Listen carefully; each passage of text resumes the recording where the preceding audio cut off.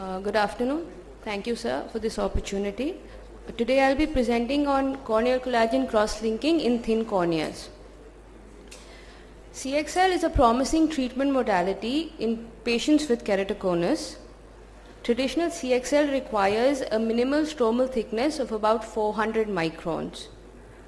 Unfortunately, a number of the patients have thin corneas, often below the threshold of that considered safe, making the disease not amenable to the traditional CXL. The currently available options include hypoosmolar riboflavin, transepithelial cross-linking, CXL with the aid of a contact lens, and a new technique that has been described by us using the refractive lenticule obtained from small incision lenticule extraction. Hypoosmolar CXL describes the installation of a hypoosmolar riboflavin to increase the hydration of the cornea and hence the thickness. Hypotonic riboflavin contains sodium chloride instead of dextran.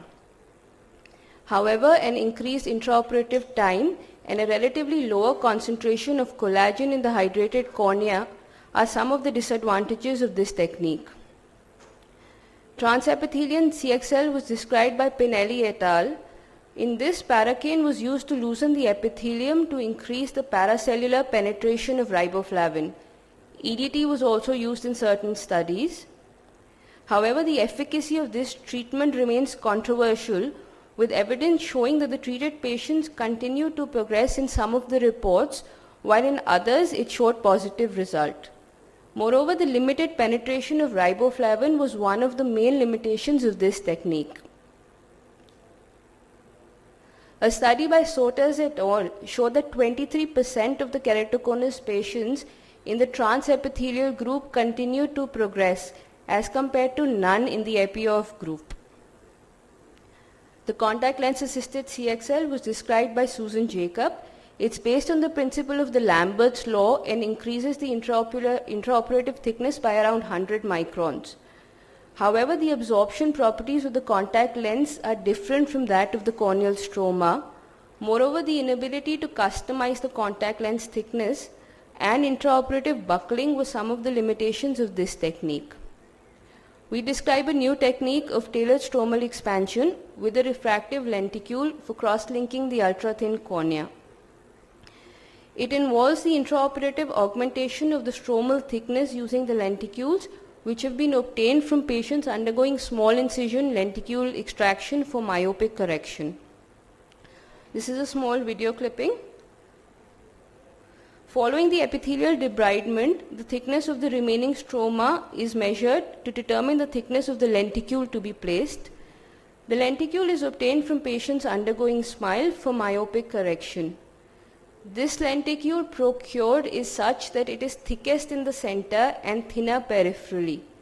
So the placement of the lenticule is such that the thickest part of the lenticule corresponds to the thinnest area of the cone. An augmented stromal thickness of more than 400 microns is confirmed, following which the remaining procedure is carried out normally. The lenticule remains firmly attached to the remaining stromal bed as was seen on the ASOCT.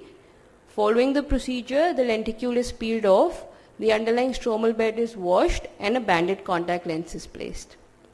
These were the initial results that we obtained with 7 patients. No intraoperative complications with the best corrected visual acuity of 20/30 or better was seen in all the patients. Corneal stability was established on topography at the 6-month follow-up. No significant endothelial cell loss was noted. The presence of stromal haze and the resolution was similar to that of traditional CXL. A clear demarcation line ranging from 280 to 310 microns was seen in all the patients. In our modified technique of CXL using the refractive lenticule, the thickness of the cornea is increased in the most physiological manner by adding a stromal lenticule whose biological and absorptive properties are the same as that of the underlying stroma. Moreover, refractive lenticules of variable thickness can be obtained. The placement of the lenticule is such that the thickest part of the lenticule overlies the thinnest area of the cone, which enables the remaining part of the cornea to be cross-linked normally. Moreover, a relatively rough hose surface allows the lenticule to spread out easily, and intraoperative buckling with subsequent hot and cold spots is avoided.